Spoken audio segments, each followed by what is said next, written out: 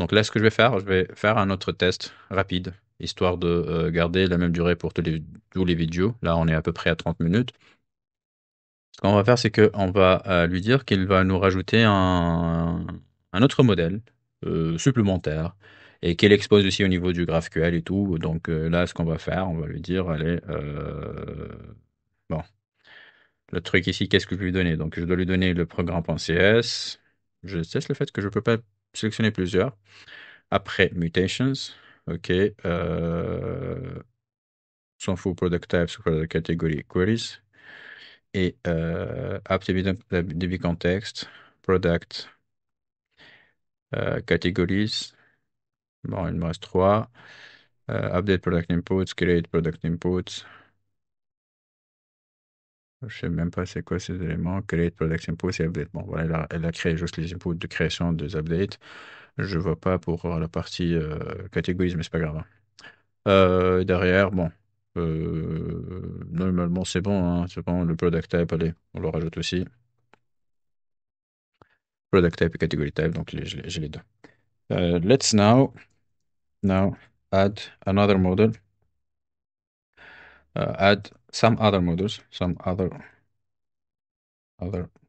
models. I will let you define the attributes. So add me order and customer and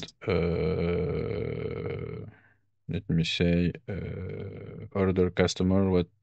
Qu'est-ce qu'on peut rajouter de plus? Order customer and on a les produits, on a les catégories, on peut rajouter les commandes, on peut rajouter les clients, on peut aussi rajouter,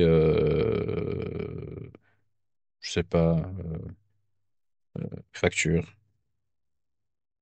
so invoices. Uh, so integrate them also for the GraphQL. Donc, on va faire notre test pour voir qu'est-ce qu'il va faire. Donc, à peu près, on est à maintenant, on va mettre un petit chrono pour voir ça va prendre combien de temps. Donc là, je note un petit peu le temps de la vidéo à ce moment-là. Et on va voir qu'est-ce qu'il va faire. Donc, tout d'abord, simple, il a créé le Customer Model, le Order Model, Invoice Model, Customer Type, j'imagine. Après Order Type, Invoice Type. J'ai même pas vu la partie relation entre les deux, c'est pas grave pour l'instant. L'objectif, qu'il va m'intégrer quelque chose et je vais le tourner et ça va marcher d'un coup. S'il ne marche pas, on va arrêter la vidéo, c'est pas grave. Mais si ça marche, ça sera vraiment top. Il va modifier le query, il va modifier aussi les mutations, j'imagine. Et je suis vraiment curieux.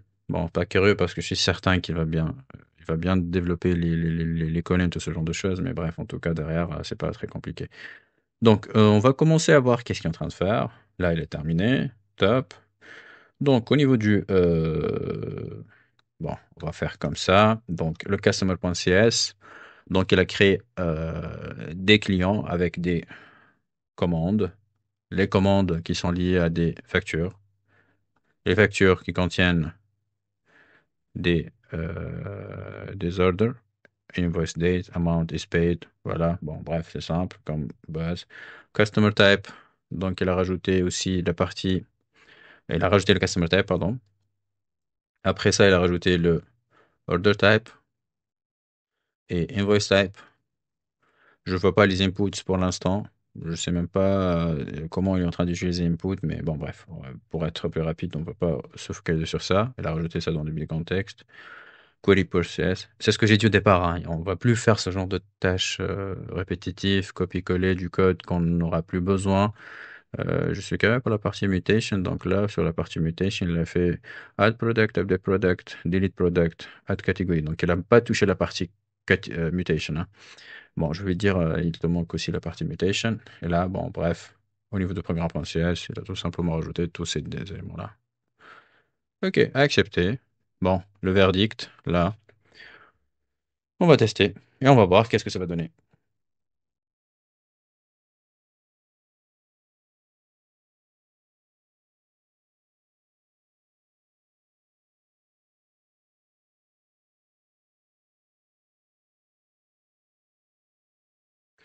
Donc là, je pense que ça tourne.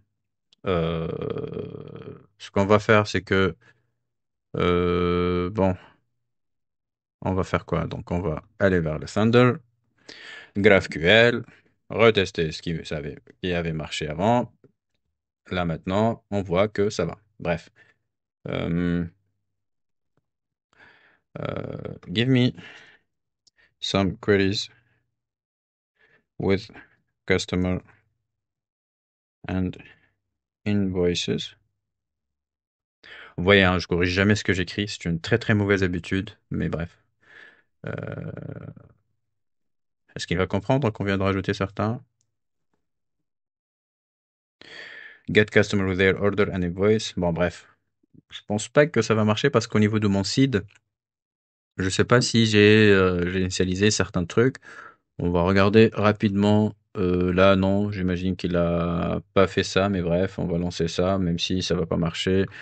On va voir est-ce que ça va fonctionner au moins ou pas. Donc, s'il me retourne un résultat vide, c'est pas grave, mais l'essentiel, c'est que the field invoices does not exist on the type customer.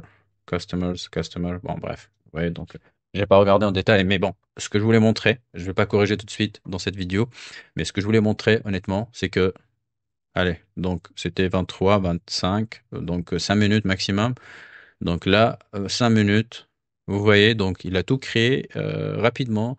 Ça a pris 3 4 minutes pour générer tout cela. Toi, d'habitude, ça te prend allez, 1 heure pour faire ça, le définir, l'écrire étape par étape, même avec... ça, je parle de la mode, la façon classique, hein. Aujourd'hui, je pense avec ChatGPT, ça vous prend pas plus de temps que ça. Mais là, en plus de, avec Copilot, ça avance. Il y a d'autres outils sur la partie front, vous allez voir, qui sont hyper aussi rapides. Il y a le scan image to code sur la partie front. Il y a, je pense, Bolt.new, c'est quelque chose qui est en relation avec StackBleed, qui te permet de faire plein de choses avec du front et de Node.js, parce que ça tourne, ça tout tourne sur le navigateur. Donc voilà. Mais voilà, donc en gros, ce qu'on a. Donc là, je vais pas regarder en détail hein, ce qu'il est en train de faire, c'est pas l'objectif. Mais bref, là, ici, j'imagine qu'il faut voir les relations entre le customer et. Là, on avait dit quoi? Bon, bref, pour juste dire c'est quoi le problème ici. Là, il dit que the field invoice does not exist in the customer. Donc là, tout simplement, est-ce que nous, la query qu'on vient de créer, est-ce que la bonne ou pas? Au niveau du customer, est-ce que j'ai une invoice? Non, j'ai des orders, j'imagine. Donc là, ça ne marche pas. Donc pour moi, il va me proposer de faire cela, corriger je sais pas quoi, c'est pas l'objectif. Et je vais pas aussi faire le seed pour initialiser les données. J'ai pas encore fait la partie mutation pour ces éléments-là. Allez, histoire pour se faire plaisir. Euh, there is no mutations for invoice, customer, and and orders. And also you did forget the seed data. Bon, là, je lui ai pas rajouté de contexte. Est-ce que ça marche ou pas? Je sais pas, mais non, vous voyez, donc là, c'est le problème. Donc là, je l'ai pas défini. Je sais pas s'il est en train de créer, mais voilà, donc là, depuis contexte, il a créé même un dossier migration. Mais on va voir hein, juste un instant ce qu'il a fait. Customer.cs, j'ai pas trop aimé ce qu'il a fait maintenant, mais bon, ici, Customer Order Status, Customer ID, non. Donc, discard all, tout cela. Je peux pas rajouter ce qu'il a fait. Et même ici, sur la partie migration, ce dossier, donc on n'a pas besoin de ce dossier pour l'instant. Donc, je vais le supprimer. Et ce que je vais faire, tout simplement, je vais rajouter le contexte, comme ça, on est carré avec lui. Donc, programme et AppDB context. Pour l'instant, on a les mutations parce que c'est pas des queries. On a les update product inputs, create product inputs, et on a aussi mutations, graph. Est-ce qu'on a besoin d'autre chose? Order.cs, oui. Product type, non. Order type, non. Invoice type, non. Customer type, non. Query, non. Category type, non. Category, non. Product.cs, oui.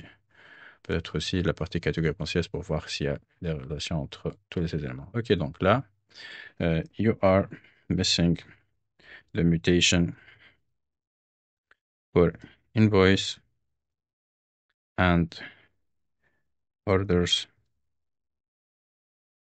invoices, orders, customers, category, and also missing the same for the seed data. Et qu'est-ce qu'on a dit d'autre? You are also missing inputs for the same input types. Types for the same. Hop.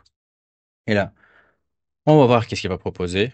Comme j'ai dit, on ne va pas le tester, mais bon, juste pour voir comment il est capable de faire toute cette génération et comment on peut le guider. Donc, voilà, donc, customer, create customer inputs, create order inputs, create invoice inputs. Je pense qu'il va rajouter ici les create inputs type for invoice and customer, add mutation for these entities, update seed data et update the mutation class. Donc, c'est ce qu'il va faire. Donc là, on va commencer de voir qu'est-ce qu'il a fait pour le create inputs customer.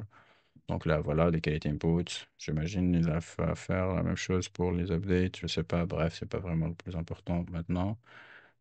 Create inputs aussi, invoice, order, customer.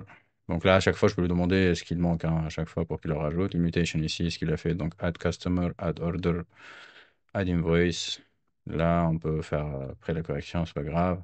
Et là, au niveau du programme.cs aussi, il m'a rajouté la partie customer, jeune et OK, top. Je vois pas. Add range, orders, orders, invoices. Voilà. Donc, est-ce que j'accepte ce qu'il propose? Oui, pour l'instant. Au niveau du mutation ici, je ne sais pas c'est quoi son problème, mais on va fixer ce problème. Accept, hop. Donc, il a corrigé le problème. J'ai même pas vu ce qu'il y a, mais j'ai vu qu'il y a un toolist qu'il n'a pas reconnu. Hum, euh, donc, done. You are missing the create inputs for the category and you did forget the update inputs types also for invoice invoice et order customer and category. Missing also delete for all my models. Ok, donc là je vais lui donner le programme.cs, je vais donner le débit contexte. Et ouais, donc ça commence à être un petit peu compliqué de savoir ce qu'il faut choisir. Donc là, on va lui dire débit contexte et mutation, j'imagine aussi. Mutation. On a rajouté le mutation. Oui, ok, très bien. Qu'est-ce que je dois être je vais rajouter d'autres, je pense, le catégorie parce qu'il va utiliser la catégorie. Et le programme.cs, customer no, customer inputs non, update product inputs, create product. Ok, hop, hop, hop, hop. Bon, bref, on va lancer comme il est, c'est pas grave, on va voir ce qu'il va nous générer. Donc, I will help you to add the missing inputs type and mutation. Here's what needs to be changed. First, create new input types for all models. Add the missing. Donc là, il va create category inputs, customer inputs, order inputs. Là, vous voyez, donc il a changé un petit peu d'approche. Je pense pas que je vais le faire parce que normalement, le mieux, c'est de créer de cette manière, pas de create ou update. On va voir après comment il va faire. Et add the missing mutation methods, la même chose, donc il va les rajouter. Et là, ce qu'il a fait, donc customer inputs, order inputs, et on va voir qu'est-ce qui manque. Je vois pas order inputs ici, oui. Order inputs, invoice input, customer inputs. Il a pas rajouté category inputs, non?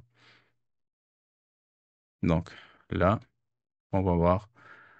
Bref, là, normalement, c'est update customer inputs, ok. Update order inputs, update invoice inputs, il faut changer peut-être le nom de fichier. Update product inputs. Je vois pas de category types. Donc là, c'est bon. Customer types, ok. Il n'a pas rajouté l'update catégorie. Type, c'est pas grave. Et au niveau du mutation, ce qu'il a fait, hop, add product. Et là, donc update catégorie, delete catégorie, delete customer, update order, delete order, update invoice, delete invoice. Voilà, donc il a rajouté tout ce qu'il faut rajouter avec les adds qu'il a déjà auparavant. Donc voilà en gros donc l'ensemble des éléments. Je vous cache pas, je vais pas leur rajouter ces éléments-là. Peut-être on va garder juste la partie mutation et on va enlever tout le reste. Donc pour moi discard, mais l'essentiel donc on voit très bien de quoi il s'agit et qu'est-ce qu'on peut faire. Donc merci beaucoup. Donc par la suite j'ai oublié un petit peu le programme de formation, mais normalement on va passer sur les serverless, je pense.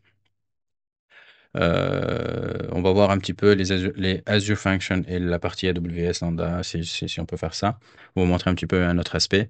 Et une fois qu'on a terminé donc ces aspects, on va avoir un petit récap. Mais sinon, on peut faire un petit récap rapide, hein. On a vu comment on a configuré WSL. On a vu aussi comment on a configuré notre environnement de développement. On a commencé avec la partie Minimal API. On a montré comment on peut créer une Minimal API d'une manière facile. Après cela, on a créé la partie authentification. On a intégré une petite partie authentification. On a fait une petite simulation d'un CRUD sans l'authentification et après, on a rajouté la partie authentification pour le CRUD.